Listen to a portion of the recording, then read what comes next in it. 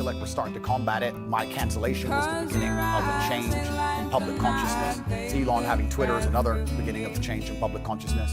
And anybody who stands up and speaks what they truly believe, even if it's something I don't personally agree with, I think that truth is absolutely important. And people's personal truths and people's personal opinions, even on differing sides of the same opinion, should be heard. Tell me about your life. You were born to a mixed race couple. Your father was African-American, a chess player. Yes. And your mother, she was from this country. Correct, yeah. So my father was a black chess player. He was in the Air Force. He met my mother here in England. And then I was raised initially in the United States, and then I moved to England when I was younger. So I've moved around a lot. I've lived an eclectic life in many different scenarios. We've moved around. I've done a lot of different things, lived a lot of different experiences.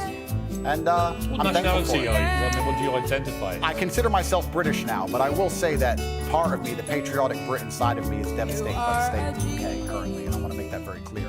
The patriotic Brit in me truly loves this country, and seeing what's happening to it, especially to our major cities, is almost heartbreaking to watch in real time. In what way? It's falling apart. This is a failed society. By every metric you can possibly measure, it is absolutely not only failing. The cost of living crisis, the crime rates, everything is falling apart. If you compare it to a country like the United Arab Emirates, you compare it to a city like Dubai, London, which should be the greatest city on earth, is failing in absolutely every metric because our leadership is a joke. If you look at Dubai and the UAE, the leadership there is so flawless, so genuinely genius. They saw ahead and built almost a utopia. And then you look at London, you can't even walk around with a watch on. It's disgusting. You make things all right.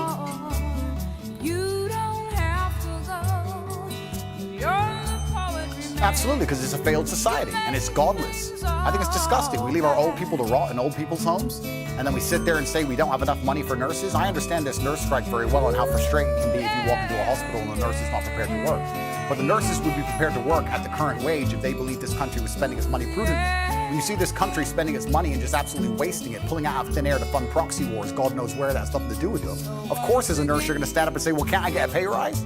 This country has failed on every metric, and especially our major cities. I've just come to London now. I made it very clear to my private jet pilot. I said, fuel the jet and leave it running, because the second I finish talking to ears, I'm leaving this cesspit. It's disgusting. This country, and London as a whole, 10 years ago, was one of the most hospitable cities on earth. Now you cannot walk around safely with a watch on. And you're a full-grown man, you're a full-grown adult. When's the last time there's been a serious problem in your life that you completely ignored and it fixed itself? Never, ever. What are any of our politicians doing to fix any of the problems we're Well, I saw facing? today that Sadiq Khan is planning to run again with a third term of office as mayor. All I can say is everyone I know who's had any experience of crime at any level in London in the last few years has had a bad experience of the way it's been handled. You know, I mean, I can give an example. I can reveal this now. I've talked for 18 months. I got a specific death threat on one of my son's Instagram pages in public, a public comment.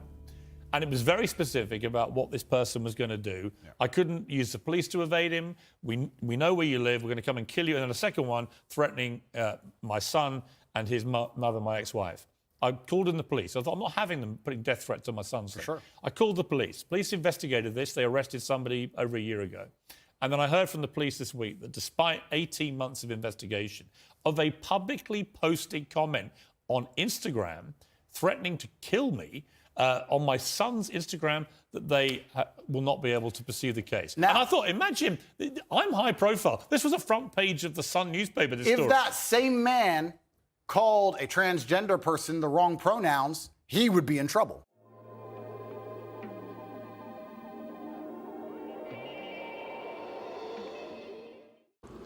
The pressure.